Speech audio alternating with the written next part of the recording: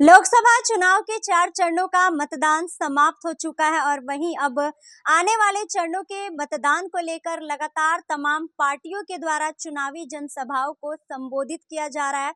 अब आने वाले चरणों के मतदान को लेकर जोरों शोरों से तैयारी हो रही है, चुनाव प्रचार प्रसार किए जा रहे हैं। और वहीं आपको बता दें कि इस बार लोकसभा चुनाव में कुछ ऐसे सीटें भी हैं जहां पर प्रत्याशियों के नाम पर नहीं बल्कि देश के प्रधानमंत्री नरेंद्र मोदी, बिहार के मुख्यमंत्री नीतीश कुमार, राजद सुप्रीमो लालू प्रसाद यादव और तेजस्वी यादव के नाम पर वहां पर वोट पड़ने वाले हैं। दरअसल आपको बता दें, हम बात कर रहे हैं सिवान लोकसभा सीट की, जहां इस बार त्रिकोणीय मुकाबला है। आपको बताते चले कि अवध बिहारी राजद से प्रत्याशी के तौर पर हैं, तो वहीं हिना शहाब निर्दलीय प्रत्याशी के तौर पर हैं, तो वहीं विजय लक्ष्मी जदयू से इस बार प्रत्याशी के तौर पर सिवान से वह चुनाव लड़ रही हैं। इस बार वह जदयू से प्रत्याशी के तौर पर सामने आई है और इस बार सिवान लोकसभा सीट काफी चर्चा का विषय बना हुआ है।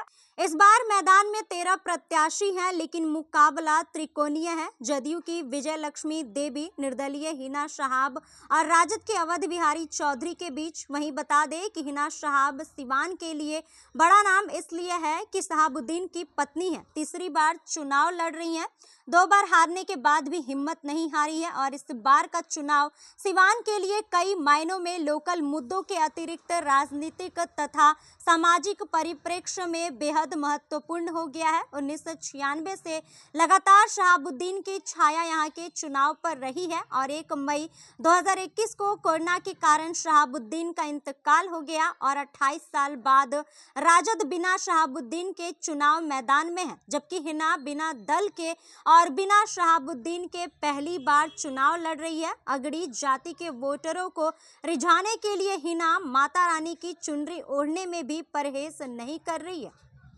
तो जैसा कि इस बार सिवान में त्रिकोणीय मुकाबला है और वहीं अगर बात किया जाए हिना शहाब को लेकर, तो हिना शहाब इस बार न तो उनके साथ शहाबुद्दीन का साथ है और ना ही वह दल के साथ चुनाव में है।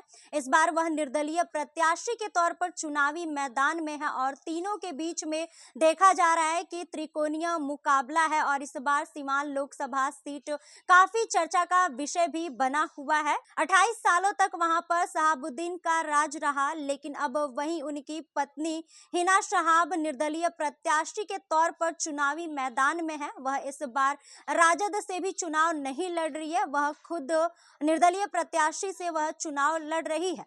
बाकी यह भी कहा जा रहा है कि वहां पर इस बार जितने भी प्रत्याशी हैं उन प्रत्याशियों के नाम पर वोट नहीं मिलने वाले हैं, बल्कि पीएम मोदी और नीतीश कुमार, लालू यादव और तेजस्वी यादव के नाम पर वहां पर इस बार वोटिंग पड़ने वाली है। बाकी इस खबर में बस इतना ही। ऐसे ही तमाम खबरों के लिए बने रहे हमारे साथ और देखते रहे फर्स्ट बिहार झारखंड। अगर आप ये वीडियो हमारे फेसबुक पेज पर देख रहे हैं तो हमारे पेज को फॉलो करें और अगर यही वीडियो हमारे यूट्यूब चैनल पर देख रहे हैं तो हमारे चैनल को सब्सक्राइब करें। धन्यवाद। पनोरमा ग्रुप, जो सोचता है वो करता है। आपके अपने सपनों का आशियाना।